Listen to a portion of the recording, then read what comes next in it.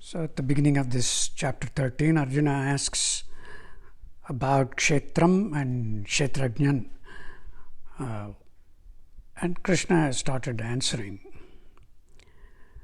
So in the verses 4, 5 and 6, Krishna continues, and he specifically is talking about Kshetram. First he starts by saying that the rishis knew about all these things. In our culture, Vedas are the manuals of all the working things, the laws, like in physics we have Newton's laws and thermodynamic laws and all that put together are the Vedas for us. And the rishis are essentially the scientists of the time.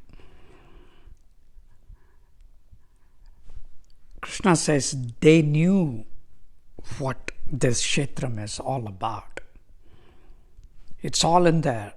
If you want to read the Vedas, you'll know more about it, but I'm going to give it to you in brief.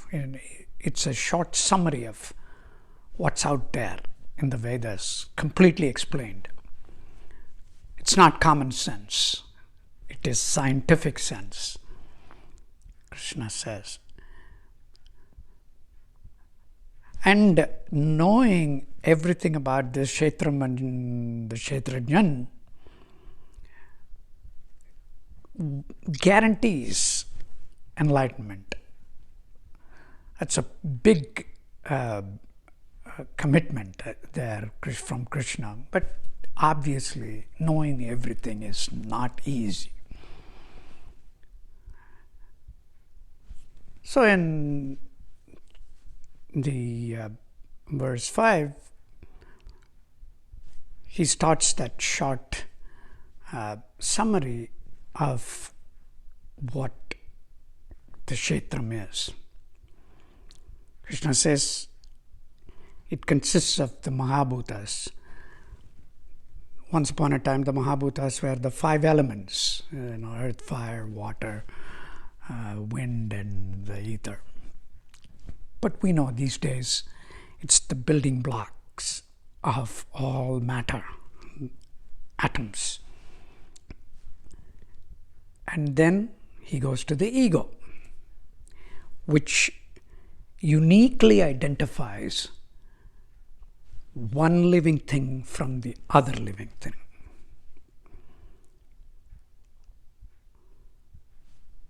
Then it's the intellect, the intelligence that allows us to contemplate, question, test, verify, make conclusions, make inferences, that ability.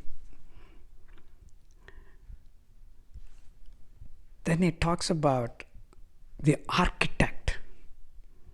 There is an architect, Krishna says, within each one of our Kshetram, which we found out, modern science found out only about 120 years ago, DNA. So that's the architect. There is mention of that in this verse. And then he talks about the body parts, the 10 parts like the eyes, ears, arms, and things like that. The 5 senses. Talks about moods, that's feelings. He talks about the qualities of humans, such as desire, hatred, sadness, happiness. All those kinds of things are part of this Kshethram. If you think deeply, those things are there in almost all the living things.